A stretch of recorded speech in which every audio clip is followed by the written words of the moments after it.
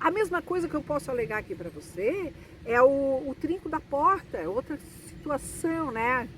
Da porta em si, aquele trinco da porta. Na vistoria a gente entregou intacto, perfeito. Ele já era usado, tudo bem, mas ele estava em perfeito estado. Perfeito estado por quê? Porque foi feita a vistoria lá com o proprietário, eu percebi que o trinco da porta não estava legal, ele já chamou alguém para fazer a manutenção daquele trinco, estava legal. Então, o inquilino entrou, o locatário entrou, ele colocou em uso esse abre e fecha da família, os filhos, né? Então, o que aconteceu? Quando foi feita a vistoria, a gente vai lá, percebe que a própria lingueta ela escapa, né? Aquela língua do trinco ali, né? Não encaixa direito na porta, não tá fechando. Às vezes é só uma apertadinha num parafuso dele em cima e embaixo que já vai resolver, né? E se precisar, vai chamar um profissional para fazer essa manutenção nesse trinco da porta. Ou então, a porta cedeu. A porta cedeu, às vezes também é só um parafuso lá naquela dobradiça dela, em cima, embaixo, no meio, né? E que tem que dar um toquezinho. Até eu aprendi na prática isso, né? Porque na medida que a gente vai, situações que vão acontecendo, a gente sabe. Eu, por exemplo, eu já colei até rodapés, né? Rodapé vai lá no acabamento entre a parede e o piso, eu colo o rodapé. Quando algum pedaço de rodapé está caído, eu colo. Ele seja de piso, ou seja de madeira, né, ou de PVC, eu colo. Legal, fica legalzinho, passa a massinha ali em volta, maravilha, colei ele. Por que que eu não vou fazer isso? Claro que eu vou fazer isso, né? Eu vou fazer isso porque são mínimos detalhes, né?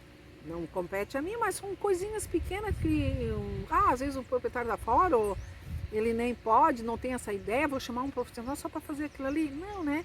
Então, na prática, no nosso dia a dia, a gente aprende alguns detalhezinhos, como apertar o parafuso das dobradiças, ou então apertar aquele parafuso da fechadura, mas às vezes tem gente que de uma coisinha pequenininha vai fazer gigantesco, mas é de uso dele, ele tem que entregar para nós, porque quando ele pegou, estava funcionando, né? Então, é sempre essa história que acontece na prática realmente no nosso dia a dia, mas que são coisas, não são coisas gigantescas, mas são coisas e se for coisa grande, a gente também vai resolver. Porque a importância das vistorias é a gente constatar se tem as evidências ou não nela, né? No nosso dia a dia ali proprietário quando traz o imóvel para nós, e vistoria na hora que o locatário vai entrar, e fazer a comparação da vistoria de saída ali com a de entrada dele, né? Então, isso é o que funciona na prática, é fácil tem situações que é muito fácil de resolver, né? Claro que tem algumas coisas que são meio difíceis de resolver e a gente daí vai envolver mais os profissionais especializados da área, né? Por exemplo, disso é uma pintura, no caso, quando a pintura não está bem parelha, né? E inclusive na semana eu tive um caso agora há pouco tempo também, o proprietário me trouxe um imóvel bom, padrão bom, excelente, né? A gente já, inclusive, já está divulgando. Mas é que ela já trouxe, foi outra imobiliária que administrou este imóvel, e eu já, quando entrei dentro do apartamento, eu já percebi que o apartamento, a pintura ficou com uma saia. O que é a saia? A saia é aquela barrinha que fica, né, entre o rodapé e a parede. O rodapé foi pregado com madeira, e na verdade é aquelas estruturas que já vem montada, aqueles kits já vem com rodapé, com o marco da porta, né? Ele já é.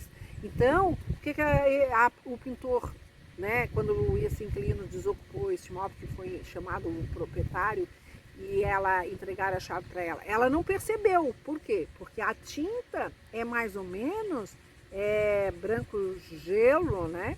Branco gelo, não sei nem qual foi a marca, mas também não é o caso, não vou citar aqui a marca.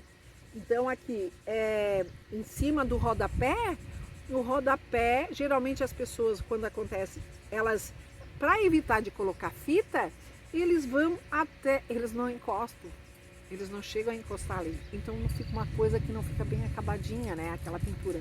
Então fica aquela barrinha. Pode ser a mesma tinta. É a mesma tinta, o mesmo código, tudo, o mesmo número. Mas com o tempo, sempre dá uma diferença. Sempre. Eu não sou especialista em tinta, mas na prática eu sei que isso existe uma grande diferença.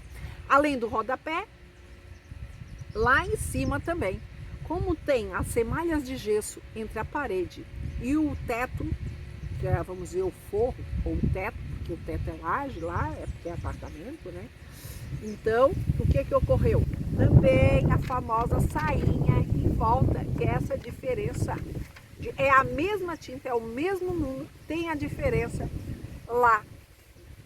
Porque não quiseram colocar, não gasta mais da fita, né? Mas isso aí, quando o locatário desocupa o imóvel, ele tem que tratar isso com esse pintor que ele contratou. Geralmente o locatário que contrata o pintor, ele não se atém a isso. Porque ele acha que na cabeça dele, é só contratar o pintor vai lá e se vira. Aí depois, quando a gente chama, tá com saia em cima e embaixo, aí ele vai achar que nós, né? Não, mas a gente mostra, vai lá no local, né?